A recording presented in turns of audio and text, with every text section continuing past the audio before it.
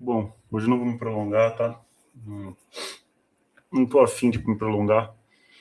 Quem quiser ficar comentando besteira aí, brincando, comentem. Futebol é isso, né? Quiser zoar, quiser encher o saco, fica à vontade, eu não vou responder.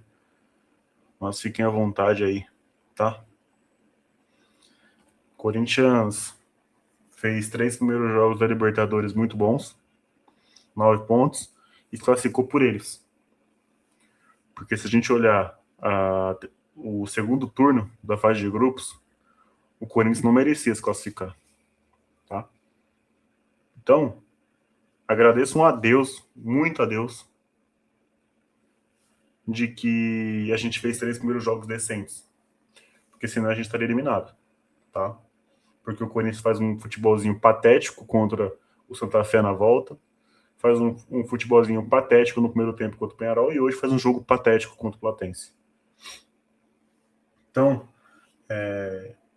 até pra gente também colocar os pezinhos no chão, que a gente viu o time fazendo 3 vitórias seguidas na Libertadores, aquele futebol vistoso contra o Penharol, que isso e aquilo, o time morto, né? O Penharol que é um time morto, um defunto, né? Não é nem sombra do que já foi antigamente, morreu no século passado, e a galera colocava o Corinthians como o melhor futebol do Brasil, e a gente falando aqui, calma, calma, mas quando a gente fala isso, é que a gente é pessimista, é que a gente é ranzinza, a gente é torcedor chato, mas a gente falava, calma, beleza, 3 vitórias seguidas, jogamos bem contra o Penharol, pô, foda. Mas vamos colocar o pezinho no chão, porque tem jogo ainda. E aí perde do Mirassol, e a gente já viu o que aconteceu, né? Então, os nossos 3 primeiros jogos foram bons, os 3 últimos foram ridículos. Ridículos, ridículos em todas as formas. E eu não vou colocar a culpa no Diniz aqui, não, tá? Olha que eu podia vir aqui criticar o Diniz em muitas situações, mas eu não vou criticar o Diniz, não, tá? Embora eu sei que muitos vão falar, saidinha do Diniz, o Corinthians, o Hugo já falhava assim antes, só que não saía gols. Inúmeros passes do Hugo que ele deu errado assim em saída, que não geraram gols. Por azar do Diniz, hoje saiu. E aí vão colocar a culpa na saída dele. A câmera vai desfocar, eu não tô nem aí. Tá? Eu não vou me preocupar com problemas técnicos dessa vez. Então, aconteceu o gol com o Diniz.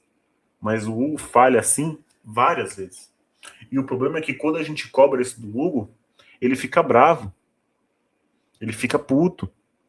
Né? No jogo na entrevista, perdão, no Bolívia, lá no Desimpedidos, ele ficou bravo quando perguntaram para ele isso. Ele fala que ele é muito bom com os pés, mas pelo contrário das críticas, ele é muito bom com os pés. A gente já viu isso. Você entregou mais um gol. Você não é bom com o pé. Você não é bom com os pés. Quando você aceitar isso, talvez você possa evoluir, pelo menos um pouquinho, nesse quesito. Talvez se você tirar o ego um pouco de lado e reconhecer que não tem essa valência, talvez você consiga evoluir. Você vai dar um passo para frente, porque você vai reconhecer e aí sim vai se esforçar para melhorar. Talvez, talvez.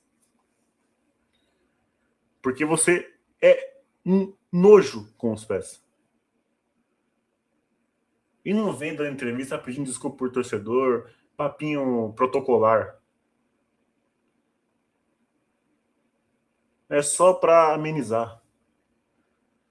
Então, tira o ego um pouquinho. Encosta o ego para lá. Aceita que você não tem essa qualidade.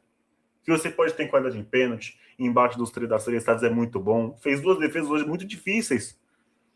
Mas com os pés você é horroroso. Não só com os pés, eu acho que você sai mal do gol também. Como saiu hoje. Mas a saída do gol, a maioria você vai acertar.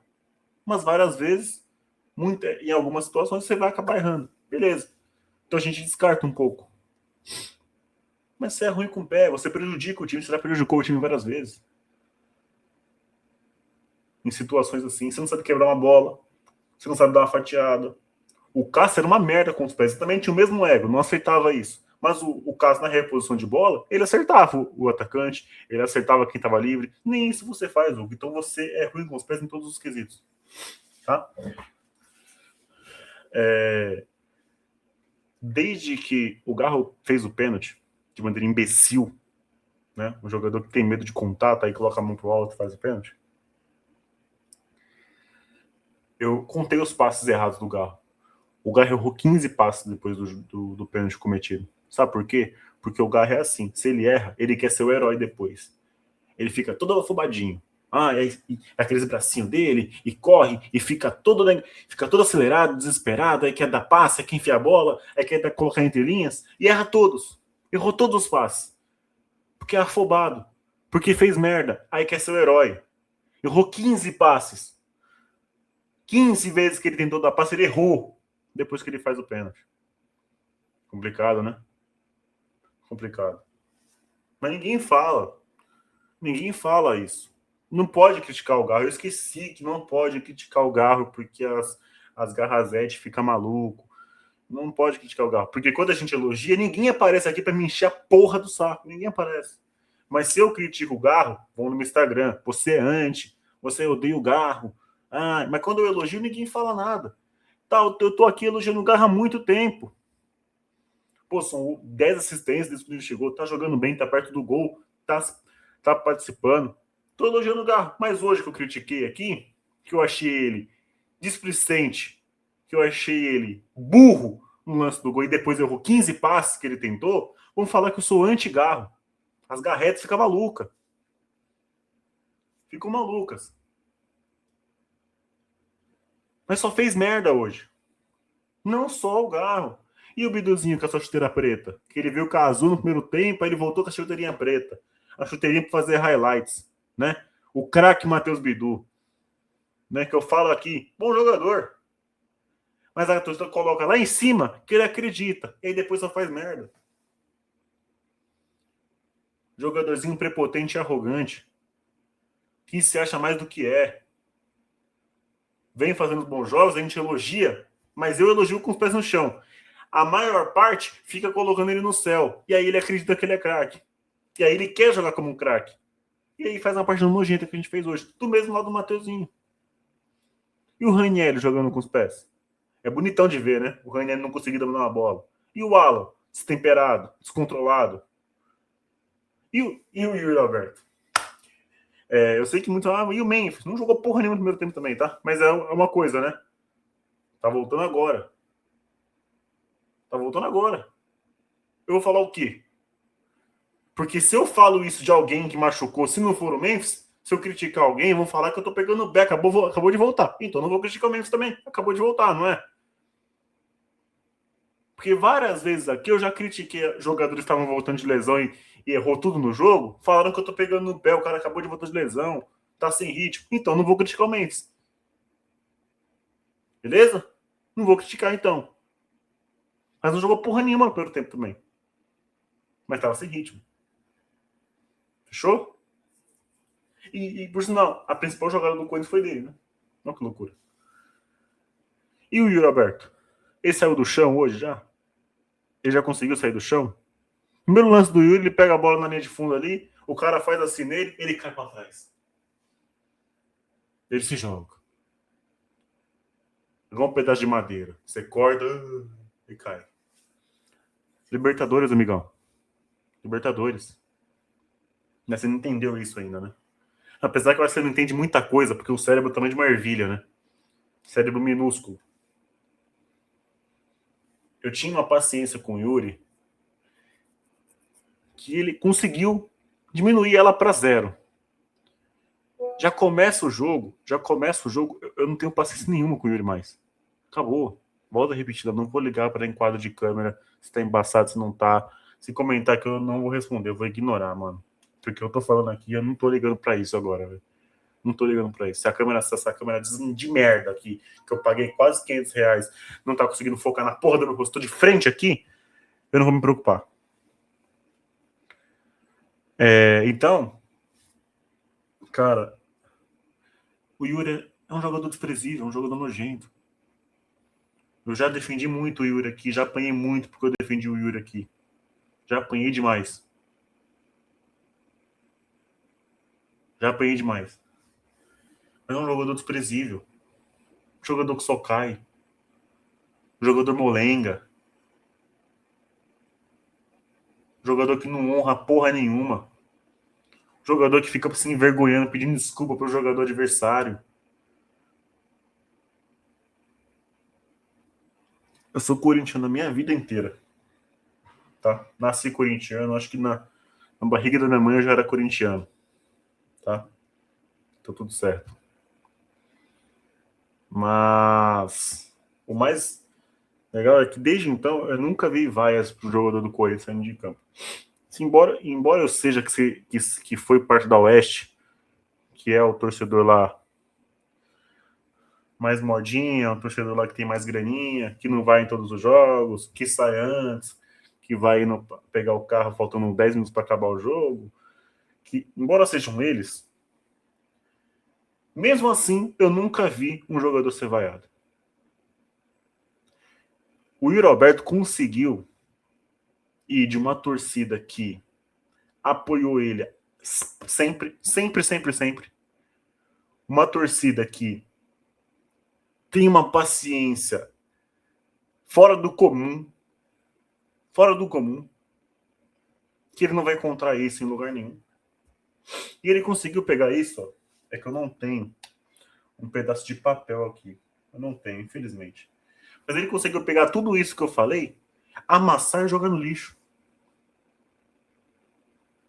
Ele conseguiu fazer isso. Com aquela entrevista que ele deu, aquela entrevista burra, aquela entrevista ridícula, patética, aquela entrevista desprovida de inteligência, se colocando fora do Corinthians. Ele desrespeitou uma torcida que sempre teve paciência com ele, que sempre apoiou ele, que fez ele dar a volta por cima. No pior momento, a gente estava lá, gritando o nome dele. Eu lembro até hoje, Corinthians e São Paulo, 1-1 em 2023. Eu estava lá junto com o Breno, apresentador aqui também do canal. O Yuri faz uma partida nojenta no jogo. Nojenta. Quando ele é substituído, todo mundo tá gritando Yuri. Você conseguiu, Yuri. Você conseguiu torrar a paciência do torcedor. Parabéns pela sua burrice, pela sua incompetência, pela sua fala infeliz, pela sua fala nojenta, prepotente, sem time nenhum, depois de uma vitória, depois que fez gol contra o Barra. Você não fez gol contra o São Paulo, contra o Palmeiras, contra o Flamengo, contra o caralho nenhum. Você fez gol contra o Barra. E você falou uma entrevista daquela. O gol que você fez para dar foi contra o Barra. Você estava assim, tava quase 9 jogos, 10 jogos sem fazer gol. E teve chance, hein? Você perdeu a chance de fazer o Corinthians fazer a maior vitória contra o seu maior rival no Neoquímica Arena com 2 a menos. Você perde o gol.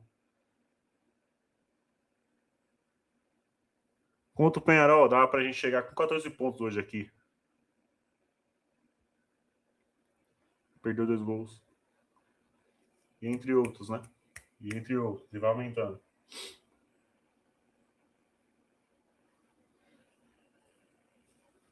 Cara, sabe o que é pior? Quando saiu o Yuri Alberto, entre o Pedro Raul.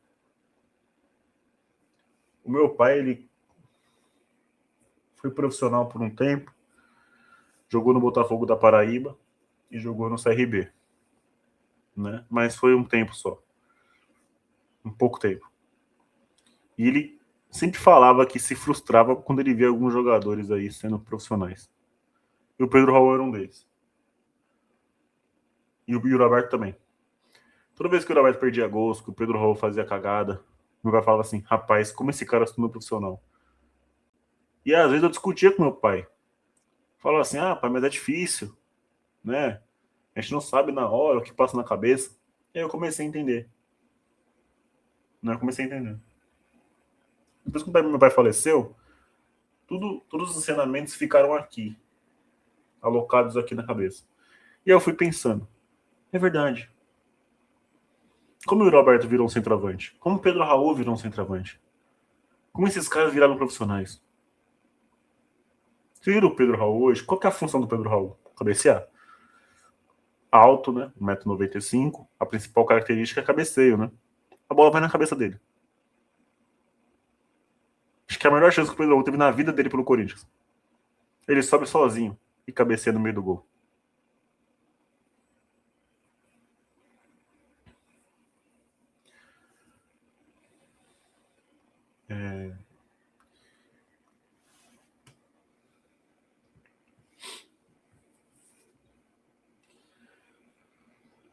Só para terminar, Diniz, não coloca a culpa em você,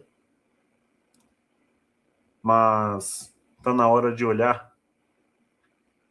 Eu acho que contra o Grêmio, repense um pouco no time titular. Eu sei que você não vai fazer isso, você tem suas convicções, mas pense um pouquinho. Tá na hora. Labiar e Caio César titulares. Beleza? Do Diniz tem que falar isso. Sexta-feira a gente tá de volta.